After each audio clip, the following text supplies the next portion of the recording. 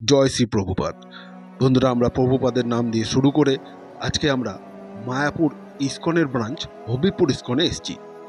আপনাদেরকে দেখাবো হবিপুর ইস্কনে যেতে গেলে কোথা দিয়ে যাবেন, কিভাবে যাবেন। কিন্তু তার আগে বলবো বন্ধুরা, আপনারা আমাদের চ্যানেলটিকে সাবস্ক্রাইব, লাইক এবং শেয়ার করতে কিন্তু অবশ্যই ভুলবেন না, যাতে আমাদের নতুন নতুন ভিডিও সবার আগে আপনার কাছে পৌঁছাতে পারে।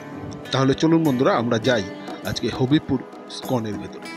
প্রথমেই আমরা দেখছি যে ইস্কনের ভেতরে, এটা কিন্তু আমরা মন্দিরের ভেতরেই আছি। এখানে এই পুজোর যে সামগ্রী পাওয়া যায়, তার সাথে এখানে ভগবানের মূর্তি পাওয়া যায়, এই জায়গাতে এই পুজোর সামগ্রী পাওয়া যায়। আর এর ভেতর দিয়েই কিন্তু, মন্দিরের ভেতর দিয়েই নারকেল গাছটা আছে, মানে নারকেল গাছটাকে কিন্তু ওরা কাটেনি, সেই গাছটাকে রেখেই এই যে মন্দির বা বিল্ডিংটা বানানো হয়েছে।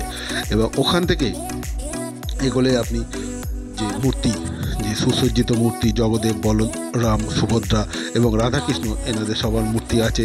এখানে সবসময় পুজো আর্চা চলছে, মানে আপনি যখনই আসবেন এখানে পুজো দিতে পারবেন। এই যে একজন সবসময় হরিনাম কীর্তন করছেন এবং পুজো দিয়ে এবার 12টার সময় এখানে আরও ভোগ আরতি হয়, আবার সন্ধ্যাবেলা হয়। এখান থেকে পুজো দিয়ে আপনি বাইরে এসে কুপন কেটে, এই জায়গা থেকে কুপন কেটে এখানে খাবারের জন্য ব্যবস্থা, মানে খাবারের যে অ্যারেঞ্জমেন্ট, সেখান থেকে আপনি খাবার খেতে পারেন। এখানে খাওয়ার দু রকমের সিস্টেম আছে। এক হচ্ছে যে আপনি ওখানে বসে খাওয়ার একটা, মানে লাইন দিয়ে বসে আপনি খেতে পারেন।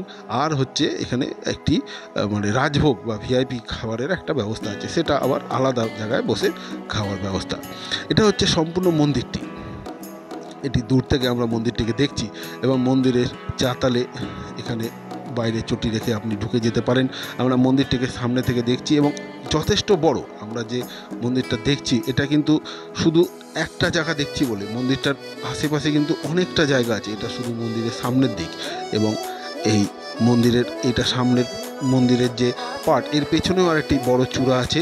সেই চূড়াটি কিন্তু আমরা এখান থেকে দেখতে পাচ্ছি না, সেটা আমরা সাইড থেকে দেখবো। এই যে এবার আমরা সাইড থেকে দেখছি যে মন্দিরটা সত্যি কত বড়। আর এই যে ভেতর থেকে যে নারকেল গাছটা দেখেছিলাম, সেটিও এখান থেকে দেখা যাচ্ছে যে নারকেল গাছটিও যথেষ্ট বড়, সেই জন্যই হয়তো নারকেল গাছটিকে কাটেনি। এবং মন্দিরটাও একদমই নতুন, যে মন্দিরটা একদম পুরনো তা নয়। আর এটি যে 34 নম্বর জাতীয় সড়ক, তার ঠিক লাগোয়া, মানে রাস্তার একদম পাশে। আপনি যদি গাড়ি নিয়ে আসেন তাহলেও এখানে একদম, মানে 34 নম্বর জাতীয় সড়ক থেকে হবিপুর ইস্কন বললেই একদম আপনি সামনেই পেয়ে যাবেন। এবং এর ভেতরে গাড়ি পার্কিংয়ের যথেষ্ট জায়গা আছে। এই যে আমরা মন্দির ছেড়ে মন্দিরের পেছনের দিকের যে জায়গা, সেগুলো আমরা দেখতে যাচ্ছি।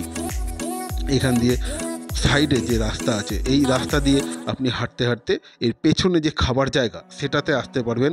এবং এর পেছনে আরও অনেক কিছু দেখার আছে, সেটাই যাচ্ছি। এই যে এখানে একটি পুরনো ভাঙা রথ রাখা আছে। এই রথটা যদি এখন ব্যবহার হয় না, এর পেছনে আরও ভালো নতুন রথ রাখা আছে, সেটাকে রথের সময় ব্যবহার করা হয়। ওখান থেকে বেরিয়ে এই যে জায়গাগুলো আমরা দেখছি, এটা হচ্ছে রান্নাঘর। এবং রান্নাঘরের পাশে যে বড় দোতলা বাড়িটা দেখছি, সেখানে হচ্ছে খাবার ঘর। আমরা এখানে প্রথমে জিজ্ঞাসা করেছিলাম যে ভেতরে ছবি নিতে পারবো কিনা, কিন্তু ওনারা বারণ করার পরে আমি মহারাজের থেকে পারমিশন নিয়ে ভেতরে অবশ্য গিয়েছি। এবং আমরা গেছি, তখন কিন্তু এখানে খাওয়ার ব্যবস্থাটা ছিল না, মানে তখনও খাওয়ার টাইম হয়নি, যেহেতু আমরা সকাল সকাল গিয়ে পৌঁছেছি। তাও আমরা আপনাকে ভেতরটা দেখাচ্ছি যে এই যে ভেতরে, এখানে এইভাবে লাইন দিয়ে বসে সারিবদ্ধভাবে খাওয়া যায়।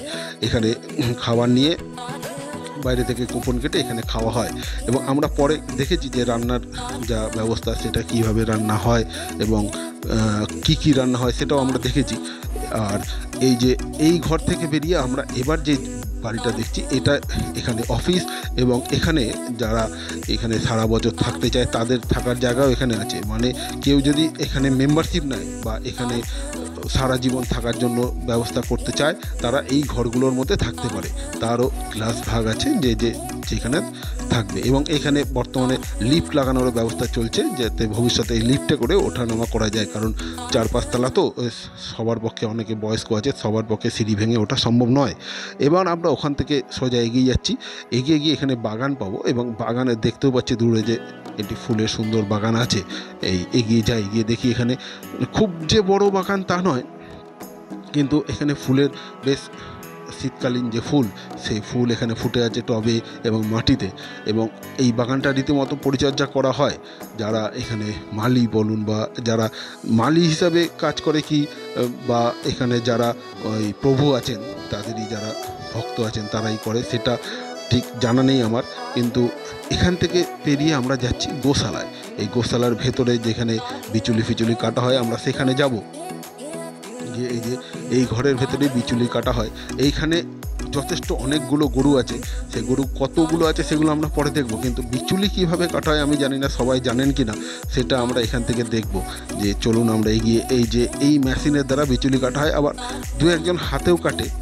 আমাকে ওখান থেকে পারমিশন নিয়ে আমরা ভেতরে এসেছি, এসে এই যে দেখছি যে আর ভেতরে গেলাম না, কারণ ওনাদের কাজের ডিস্টার্ব হয়। আমি যেতে পারতাম, ওনারা বলেও ছিল, কিন্তু আমরা যাইনি। এবার এই যে গোশালা, এই গোশালা থেকে আমরা গোশালার ভেতরে যাব, আপনাদেরকে দেখাবো গোশালার ভেতরে যে কি আছে আর কি। চলুন, আমাকে গেট ওনারা খুলে দিয়েছেন যাতে আমরা ভেতরে আসতে পারি। এই গরু আমাকে দেখেই এগিয়ে এসেছে, এসে ভেবেছে হয়তো খাবার দেবে বা কিছু। এই যে এক এক করে এগিয়ে আসছে। খুব যে গরু আছে, মানে মায়াপুর ইসকনের যে অত রকমের গরু সেরকম এখানে নেই, কিন্তু এখানে সামনে থেকে খুব দেখা যাচ্ছে না, কিন্তু পেছন দিকে অনেক কটা গরু আছে। এবং যেহেতু রোদ পড়ে গেছে, ছাওয়াতে অনেকে ঢুকে গিয়েছে, অনেক কটা গরু। ওখানে গরুগুলোকে দেখে আমরা এবার বাইরের দিকে আসব। আর এখানে একটি গরু আছে যার শিং যথেষ্ট বড়, সেটাকে দেখে নিয়ে আমরা এখানে দেখছি যে এখানে অ্যাম্বুলেন্সেরও ব্যবস্থা আছে। এই মায়াপুর ইসকনের যে অ্যাম্বুলেন্স, সেই অ্যাম্বুলেন্সও রাখার এখানে ব্যবস্থা আছে, কেউ অসুস্থ হয়ে গেলে তাকে নিয়ে যাওয়ার। আর এখানে এই বড় একটি শেড করা হয়েছে, জানি না এই শেডটি কেন করেছে, এবং এটা নতুন সেট করেছে। আর এখানে সবসময় তো কাউকে পাচ্ছি না যে জিজ্ঞাসা করব যে এটা কি ওটা কি, সেই জন্য সব কিছু বলতে পারছি না যে এখানে কি হয়েছে। আর এই যে গাড়ি রাখার জায়গা, আর এখান থেকে ফ্রিতে প্রসাদ ডিস্ট্রিবিউট করা হয়। আদৌ এখানে এখন করা হয় কিনা জানি না, যা টিন ফিন ভেঙে যাওয়া পরিস্থিতি হয়েছে। আর এর পেছনে একটি সরোবর বা পুকুর আছে।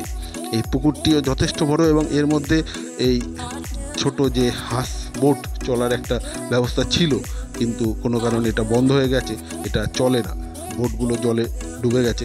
এবার ওখান থেকে আমরা মন্দিরের পেছন থেকে আমরা মন্দিরটাকে দেখছি, এবং এইখান থেকে আমরা যাব এবার যে রান্নার যে জায়গা, সেই জায়গাগুলোতে যাব। তার আগে একবার পেছন দিকে কতটা ফাঁকা জায়গা আছে সেটা দেখে নিই। এই দেখতেই পাচ্ছেন যে যথেষ্ট বড় জায়গা এখানে আছে। এবার ওই ফাঁকা জায়গা ছেড়ে আমরা এবার রান্নাঘরের দিকে, যে রন্ধনঘর ওদের, সেই ওখানে যাচ্ছি। এই জায়গাগুলো দেখছেন যথেষ্ট পরিষ্কার পরিচ্ছন্ন রাখা হয়, যে এইখানে যাতে কোনো রকমের ময়লা না হয়। আমি ওনাদের অনুমতি নিয়ে আমি এই রান্নাঘরের ভেতরে ঢুকেছি, কিন্তু যেহেতু খাওয়ার জায়গা, সেই জন্য আমি একদম ভেতরে না গিয়ে, যেহেতু আমার নিজেরও যে বাইরের থেকে এসেছি যাতে খাবারে কোনো ময়লা না যায়, সেই জন্য আমরা দূর থেকেই ক্যামেরা করে দেখছি যে এই যে রান্না হচ্ছে, এই রান্না এখান থেকে গিয়ে পরে আলাদা আলাদা জায়গায় যাবে। আপনি এখান থেকে যদি প্রসাদ বাড়িতে নিয়ে আসতে চান, তার প্যাকিং করার ব্যবস্থাও আছে, সেটাও ওখান থেকে কুপন করে নিলে সেই প্যাকিং করে নিয়ে আসার ব্যবস্থা এখানে পাবেন। আর আজকের মতো আমাকে বিদায় দিন, ভালো থাকবেন।